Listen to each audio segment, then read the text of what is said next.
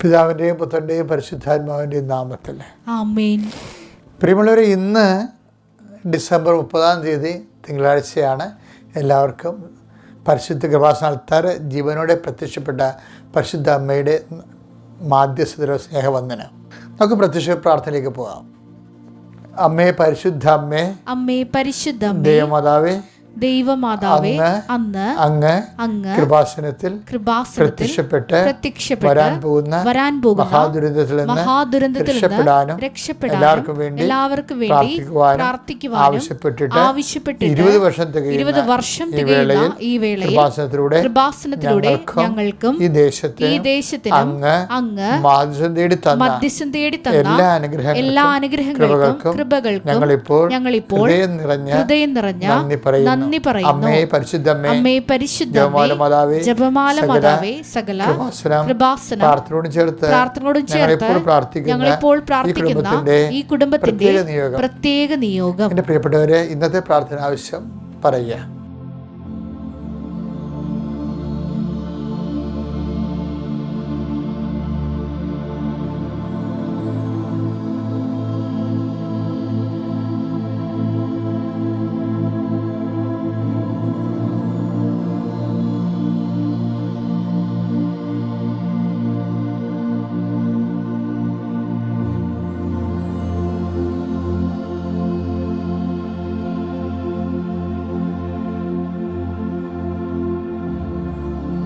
അമ്മയുടെ പ്രത്യക്ഷീകരണത്തിന്റെ ഈ ദ്വാദശക വേളയിൽ ഞങ്ങൾക്ക് സാധിച്ചു തരുവാൻ കനിയണമേ. ആമേൻ. വിശ്വാസ പ്രമാണം. സർവശക്തനായ പിതാവും ആകാശത്തിന്റെയും ഭൂമിയുടെയും സൃഷ്ടാവുമായ ദൈവത്തിൽ ഞാൻ വിശ്വസിക്കുന്നു. അവിടുത്തെ ഏകപുത്രനും ഞങ്ങളുടെ കർത്താവുമായ ഈശോ മിശിഹായിലും ഞാൻ വിശ്വസിക്കുന്നു. ഈ പുത്രൻ പരിശുദ്ധാത്മാവിനാൽ ഗർഭസ്ഥനായി കന്യകാമറിയത്തിൽ നിന്ന് പിറന്ന് പൊന്തിയോസ് പീലാത്തോസിന്റെ കാലത്ത് പീഡകൾ സഹിച്ച് കുരിശിൽ തറയ്ക്കപ്പെട്ട് മരിച്ച് അടക്കപ്പെട്ട് പാതാളങ്ങളിൽ ഇറങ്ങി മരിച്ചവരുടെ ഇടയിൽ നിന്ന് 3-ാം നാൾ ഉയർത്ത് സ്വർഗത്തിലേക്ക് എഴുന്നള്ളി സർവശക്തിയുള്ള പിതാവായ ദൈവത്തിന്റെ വലതുഭാഗത്തിരിക്കുന്നു. അവിടെ നിന്ന് ജീവിക്കുന്നവരെയും മരിച്ചവരെയും വിധിക്കുവാൻ വരുമെന്നും ഞാൻ വിശ്വസിക്കുന്നു. പരിശുദ്ധാത്മാവിലും ഞാൻ വിശ്വസിക്കുന്നു. വിശുദ്ധ കത്തോലിക്കാ സഭയിലും പുണ്യവാന്മാരുടെ ഐക്യത്തിലും പാപങ്ങളുടെ മോചനത്തിലും ശരീരത്തിന്റെ ഉയർപ്പിലും നിത്യമായ ജീവിതത്തിലും ഞാൻ വിശ്വസിക്കുന്നു. ആമേൻ. സുഖസ്ഥനായ ഞങ്ങളുടെ പിതാവേ, അങ്ങയുടെ നാമം പൂജിതമാകണമേ. അങ്ങയുടെ രാജ്യം വരണമേ. അങ്ങയുടെ തിരുമനസ് സ്വർഗത്തിലെ പോലെ ഭൂമിയിലും ആകണമേ. അന്നു വേണ്ടുന്ന ആഹാരം ഇന്ന് ഞങ്ങൾക്ക് തരണമേ. ഞങ്ങളോട് തെറ്റ് ചെയ്യുന്നവരോട് ഞങ്ങൾ ക്ഷമിക്കുന്നത് പോലെ ഞങ്ങളുടെ തെറ്റുകൾ ഞങ്ങളോടും ക്ഷമിക്കണമേ. ഞങ്ങളെ പ്രലോഭനത്തിൽ ഉൾപ്പെടുത്തരുതേ, തിന്മയിൽ ഞങ്ങൾ രക്ഷിക്കണമേ. ആമേൻ. നന്മ നിറഞ്ഞ മറിയമേ, സ്വസ്തി. കർത്താവ് അങ്ങയുടെ കൂടെ സ്ത്രീകളിൽ അങ്ങ് അനുഗ്രഹിക്കപ്പെട്ടവളാകുന്നു. അങ്ങയുടെ ഉദരത്തിൻ ഫലമായി ഈശോ അനുഗ്രഹിക്കപ്പെട്ടവനാകുന്നു. പരിശുദ്ധ മറിയമേ, തമ്പുരാന്റെ അമ്മേ, പാപികളായ ഞങ്ങൾക്ക് വേണ്ടി ഇപ്പോഴും ഞങ്ങളുടെ മരണസമയത്തും തമ്പുരാനോട് അപേക്ഷിക്കണമേ. ആമേൻ. നമുക്ക് പ്രാർത്ഥനയിലേക്ക് പോകാം. കർത്താവേ, നിന്റെ വിശുദ്ധ പൗരോഹിത്യത്തെ മഹത്വപ്പെടുത്തണമെന്ന് പ്രാർത്ഥിക്കുന്നു. കർത്താവേ, സഭയിലുള്ള നിന്റെ സാന്നിധ്യം പ്രകടമാക്കണമെന്ന് പ്രാർത്ഥിക്കുന്നു. കർത്താവേ, 39 വർഷം ഞാൻ അർപ്പിച്ച കുർബാനയുടെ യോഗ്യതയാൽ കൃപാസനത്താറെ ജീവനോടെ പ്രത്യക്ഷപ്പെട്ട പരിശുദ്ധ അമ്മയുടെ മാധ്യസ്ഥതരെ യേശുവിൻ്റെ നാമത്തിൽ പ്രാർത്ഥിക്കുന്നു. കർത്താവ്, ഇന്നത്തെ ദിവസത്തെ മുഴുവനും അങ്ങേക്ക് സമർപ്പിച്ച് പ്രാർത്ഥിക്കുന്നു.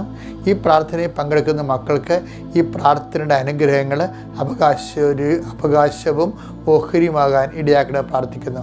എൻ്റെ കർത്താവിൻ്റെ ഉന്നതമായ നാമത്തിൽ ദൈവത്തിൻ്റെ പരിശുദ്ധാത്മാവ് ഞങ്ങൾക്ക് ആവശ്യിക്കട്ടെ.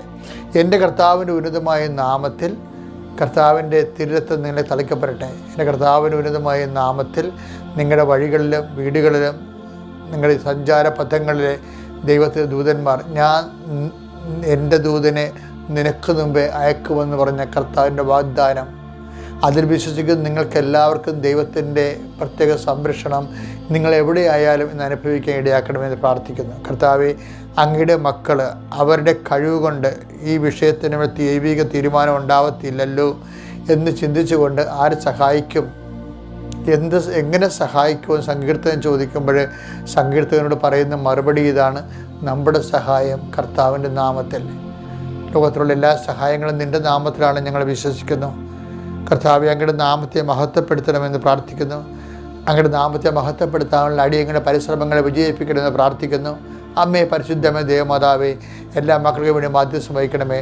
വിദ്യാർത്ഥികൾ, ഉദ്യോഗസ്ഥർ, തൊഴിലാളികൾ, മത്സ്യത്തൊഴിലാളികൾ, അതുപോലെ തന്നെ കാർഷിക മേഖലയിൽ പ്രവർത്തിക്കുന്ന കർഷക തൊഴിലാളികൾ, എല്ലാ മേഖലകളിലും കർത്താവെ, ബ്യൂറോക്രസി പ്രവർത്തിക്കുന്നവർ,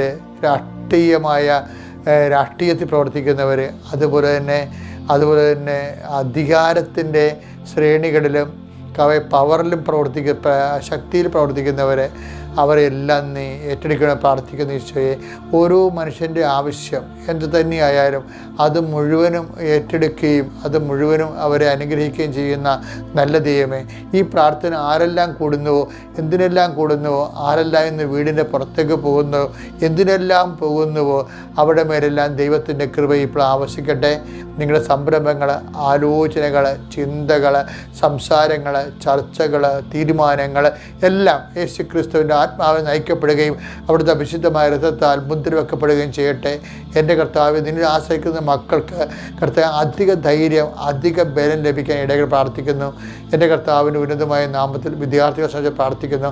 എൻ്റെ കർത്താവിൻ്റെ ഉന്നതമായ നാമത്തിൽ ഉദ്യോഗസ്ഥരെ സംബന്ധിച്ച് പ്രാർത്ഥിക്കുന്നു.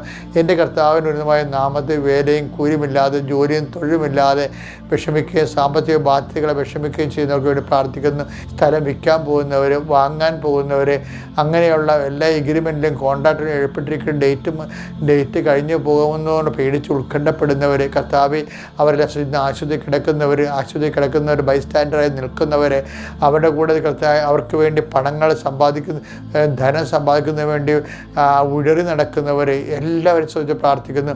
ഭക്ഷണം കഴിക്കാൻ പറ്റാത്തവർ, ഭക്ഷണം കഴിക്കാനില്ലാത്തവർ, കർത്താവ് വസ്ത്രം ധരിക്കാൻ ഇല്ലാത്തവർ, കർത്താവെ, അങ്ങനെയുള്ള എല്ലാ മനുഷ്യരെയും കർത്താവ് ഈ പ്രാർത്ഥനയെ നീ പരിരംഭണം ചെയ്യണമെന്ന് പ്രാർത്ഥിക്കുന്നു. ദൈവത്തിൻ്റെ കരുണ, ദൈവത്തിൻ്റെ സ്നേഹം, ദൈവത്തിൻ്റെ നീതിയേക്കാൾ വലിയ കരുണ, നിൻ്റെ യോഗ്യതയേക്കാൾ വരി കർത്താവിൻ്റെ വിശുദ്ധമായ യോഗ്യതയിൽ ആശ്രയിക്കുന്ന ദൈവത്തിൻ്റെ സ്നേഹം നിന്നെ അനുഗ്രഹിക്കുകയും നിന്നെ നിലനിർത്തുകയും ചെയ്യട്ടെ. എൻ്റെ കർത്താവിൻ്റെ ഉന്നതമായ നാമത്തിൽ, സഭയുടെ അധികാരത്തിൽ, കുരിശിൻ്റെ അടയാളത്തിൽ, ദൈവശക്തിയാൽ നീ അനുഗ്രഹിക്കപ്പെടട്ടെ. ഈ ദിനത്തിലും നിൻ്റെ കൂടെ കർത്താവ് കൂടെ ഉണ്ടാവുകയും നിനക്ക് അനുഭവവേദ്യമാവുകയും ചെയ്യാൻ ദൈവം നിന്നെ ആശീർവദിക്കട്ടെ. ആമേൻ. എൻ്റെ പ്രിയപ്പെട്ടവരെ, നമ്മളിന്ന് വായിക്കുന്നത് മനുഷ്യൻ എക്കാലങ്ങളിലും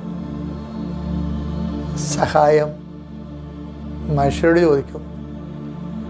പിന്നെ ചില സഹായങ്ങൾ ദൈവത്തോട് മാത്രമേ ചോദിക്കാൻ പറ്റത്തുള്ളൂ. കാര്യം മനുഷ്യനെ കൊണ്ട് നടക്കത്തില്ല. അതുകൊണ്ട് ഇസ്രായേൽ അനുഭവത്തിൽ നിന്ന് പഠിച്ചതാണത്. ഇസ്രായേൽ എന്താ പഠിച്ചതെന്ന് വെച്ച് കഴിഞ്ഞാൽ, ഒന്നാം സങ്കീർത്തനം 121:1 വായിക്കാം. പർവ്വതങ്ങളിലേക്ക് ഞാൻ കണ്ണുകൾ ഉയർത്തുന്നു. എനിക്ക് സഹായം എവിടെ നിന്ന് വരും? എനിക്ക് സഹായം എവിടെ നിന്ന് വരും? എനിക്ക് സഹായം കർത്താവിൽ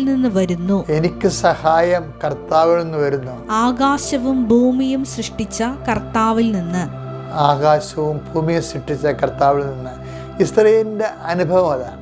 എന്ന് വെച്ച് കഴിഞ്ഞാൽ, അടിസ്ഥാനപരമായിട്ട് മനുഷ്യനെ സഹായിക്കുന്നതും എല്ലാ സഹായം മുട്ടിപ്പോകുമ്പോഴും നിലനിൽക്കുന്ന സഹായം എനിക്ക് സഹായം കർത്താവിൽ നിന്ന് വരുന്നു.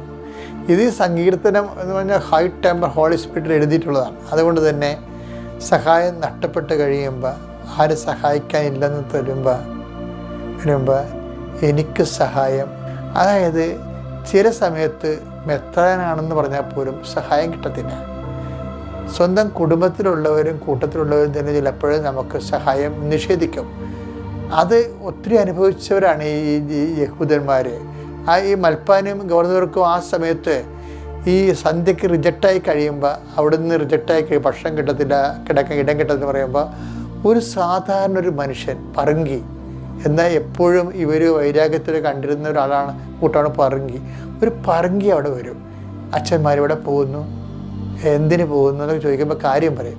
അപ്പോൾ എൻ്റെ വീട്ടിൽ ആവശ്യത്തിന് ഇടമുണ്ട്, വന്ന് താമസിക്കാൻ പറയും. അപ്പം അതുകൊണ്ട് എല്ലാ അടിസ്ഥാനപരമായിട്ട് നമ്മൾ അവരെ സഹായിക്കും, ഇവർ സഹായിക്കും നമ്മൾ കരുതി, അവർ നമ്മൾ സഹായിക്കും നമ്മൾ പ്രതീക്ഷിച്ചു എന്നൊക്കെ പറഞ്ഞാലും അടിസ്ഥാനപരമായിട്ട് സഹായം കർത്താവിൽ നിന്നാണ്. അതുകൊണ്ടാണ് നമ്മളെ 2 രാജാക്കന്മാർ 6:27 2 രാജാക്കന്മാർ 6:27 വലിയ ഒരു സംഭവമുണ്ട്. ഇസ്രായേലിൽ പക്ക പട്ടിണി. അപ്പോൾ മനുഷ്യർ തമ്മിൽ തന്നെത്താൻ കുഞ്ഞുങ്ങളെ പുഴുങ്ങി തിരുന്ന കാലം. അപ്പം അങ്ങനെ ഒരു കാലം നമുക്ക് ഓർമ്മ പോലും ഇല്ല. പക്ഷേ ഇസ്രായേൽ അനുഭവിച്ചതാണത്. അപ്പോൾ ഒരുത്തൻ വന്ന് പറയും, രാജാവ് കോട്ടമേൽ നടക്കിയിരുന്ന് ചാക്കൊടുത്തുകൊണ്ട്. രാജാവ് പോലും ചാക്കൊടുക്കുകയാണ്. അപ്പോൾ താഴെ നിന്നും പറയും, കർത്താവെ സഹായിക്കണമെന്ന് പറയും രാജാവേ. അപ്പോൾ ഇസ്രായേൽ രാജാവ് കോട്ടയമേൽ താഴേക്കുള്ള മനുഷ്യരോട് പറയും, അത് 2 രാജാക്കന്മാർ 6:27 നിങ്ങൾ വായിക്കണം. കർത്താവ് സഹായിച്ചില്ലെങ്കിൽ എനിക്കെങ്ങനെ നിങ്ങളെ സഹായിക്കാൻ കഴിയും എന്ന് പറയും. പിറ്റേ ദിവസം ഒരു സംഭവം നടക്കും. ഈ മുഴുപ്പട്ടിണിയായിട്ട് ഇങ്ങനെ ജനങ്ങളെ ഇങ്ങനെ പെരുമ്പാമ്പിനപ്പുറത്ത് തിന്നുകൊണ്ടിരിക്കുകയാണ്. ഇസ്രായേൽ ജനം തീർന്നുകൊണ്ടിരിക്കുന്ന സമയത്ത്, നിസ്സഹായമായി നിൽക്കുന്ന സമയത്ത് രാജാവ് നിസ്സഹായനായിട്ട് ഇങ്ങനെ ഈ പടനായകൻ്റെ തോളിൽ ചാരി നിൽക്കുകയാണ്. അപ്പോൾ അതൊക്കെ രാജാവിൻ്റെ മനസ്സിടിഞ്ഞിട്ട്, പടനായകനാണല്ല പിന്നെ പട നയിക്കണത്, അയാളെ ചാരുകയാണ്.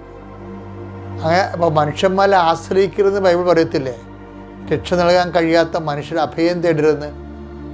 118 സങ്കീർത്തനം 8 എന്താ പറയുന്നറിയാവോ? മനുഷ്യരിൽ ആശ്രയിക്കുന്നതിനേക്കാൾ കർത്താവിൽ അഭയം തേടുന്നത് നല്ലത്. കർത്താവിൽ അഭയം തേടുന്നത് നല്ലത്. ഇതൊക്കെ ഇസ്രായേൽ ഇപ്പം അനുഭവത്തിൽ നിന്ന് പഠിച്ചതാണ്. അതായത് ഈ 2 രാജാക്കന്മാർ 7:2 ജനം മുഴുപട്ടിണിയായി കഴിയുമ്പോൾ രാജാവ് പോലും തളർന്നു പോകും. എന്നിട്ട് രാജാവ് പടനായകൻ്റെ മേൽ ചാരി നിൽക്കുമ്പോൾ അവിടെ എലീഷ വരും. എലീഷ ഈ ദാരുണമായ കാഴ്ച കാണും. കാര്യം എന്താണ്? ഇസ്രായേലിൻ്റെ രാജാവ് പടനായകൻ അവിടെ ദൈവത്തിൻ്റെ അധികാരത്തിൻ്റെ ആളല്ല, ദൈവത്തിൻ്റെ അഭിഷേകമുള്ള രാജാവിനാണ്.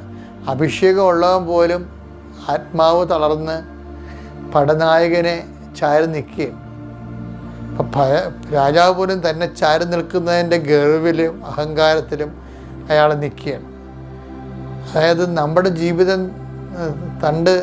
താളം തളർന്നു പോയാലും ഒരിക്കലും ദൈവത്തെ അല്ലാതെ വേറെ ആരെയും ചാരരുത്. അതുകൊണ്ടാണ് 118 സങ്കീർത്തനത്തിൽ 8ാമത്തെ വാക്യം വായിക്കണത്. എന്താണ്? നിങ്ങൾ പ്രഭുക്കന്മാരിൽ ആശ്രയിക്കരുത്, രക്ഷ നൽകാൻ കഴിയാത്ത മനുഷ്യരിൽ അഭയം തേടരുതെന്ന്. ഇത് രാജാവിൻ്റെ അവസ്ഥ ഇതാണെന്ന് കണ്ടപ്പോൾ ദൈവത്തിൻ്റെ ആത്മാവ് എലീഷയിൽ പ്രവർത്തിച്ചിട്ട് എലീഷ പറയുന്നൊരു വാക്കുണ്ട്. എന്താണ്? കർത്താവിൻ്റെ വചനം നീ കേൾക്കണം. ഇപ്പോഴേ എന്താ കർത്താവ് അരുളി ചെയ്യുന്നു? അതായത് കർത്താവ് അരുളി ചെയ്യുന്നു, നാളെ ഒരളവ് നേരിയ മാവിന് 1 ഷെക്കൽ മാത്രം കൊടുത്താൽ കിട്ടുന്ന സമയമാണ് നാളെ. അതുപോലെ തന്നെ 2 അളവ് ഗോതമ്പിന് 1 ഷെക്കൽ കൊടുത്താൽ കിട്ടും. അപ്പോൾ എന്ന് വെച്ചാൽ ആർക്കും വാങ്ങിക്കൊണ്ട് ഭക്ഷണം കഴിക്കാൻ പറ്റും. അഭിവൃദ്ധി വരാൻ പോണെന്ന് പറയുമ്പോൾ ഈ രാജാവ് ചാരി നിൽക്കണം. പടനായകൻ ചോദിക്കും, കർത്താവ് ആകാശത്തിൻ്റെ കിളിവാത് തുറന്നാലും ഇത് സംഭവിക്കുമോ എന്ന് ചോദിക്കും. അതൊരു ആക്ഷേപം പോലെ പറയണത്. അപ്പോഴുടനെ എലീഷ പറയും, അത് സംഭവിക്കും, പക്ഷേ അത് കാണാൻ നീ ഉണ്ടാവത്തില്ലെന്ന് പറയും. എന്തൊരു വർത്തമാനമാണെന്ന് പറയാം. പിറ്റേ ദിവസം എന്ന് വെച്ചാൽ കർത്താവ് സമറിയയുടെ പാളയത്തിൽ കുതിരകളുടെ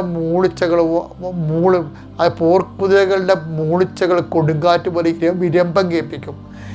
അതായത് അതോട് സമറിയയിൽ പാളയത്തുണ്ടായിരുന്ന ആൾക്കാരെല്ലാം ജീവനും കൊണ്ട് ഓടി വരുമ്പോഴായിരിക്കും ഈ പടനായകൻ ഓടി ഈ കവാടത്തിലേക്ക് ചെല്ലുകയും സമറിയയുടെ അകത്തുനിന്ന് കോട്ടയിൽ നിന്ന് അകത്ത് വരുന്ന മനുഷ്യരെല്ലാം ഇവിടെ തള്ളിമറിച്ചിട്ട് കുതിരയും 10,000 മനുഷ്യർ ഇയാൾ ചവിട്ടിപ്പോവും. അയാൾ അവിടെ കിടന്ന് ചതഞ്ഞ് മരിക്കും. പക്ഷേ ഏലിയ പറഞ്ഞ പോലെ 1 ഷെക്കലിന് 1 നേരിയ മാവ് ജനങ്ങൾ കൊണ്ടുപോകും ഇസ്രായേൽക്കാർ. അതാ പറഞ്ഞത്, അത് നടക്കും, പക്ഷേ അത് കാണാൻ നീ ഉണ്ടാകത്തില്ല. ദൈവത്തിൻ്റെ വചനം വിശ്വസിക്കാൻ കഴിഞ്ഞില്ലെങ്കിൽ ആ ദൈവത്തിൻ്റെ വചനത്തിൽ നിന്നുണ്ടാകുന്ന അനുഗ്രഹങ്ങൾക്കും നമുക്ക് അവകാശമില്ല. അതുകൊണ്ട് സഹായം കർത്താവിലാണ്. ആരെയും ചാരാതിരിക്കാം, പ്രത്യേകം ശ്രദ്ധിക്കുക. Praise the Lord.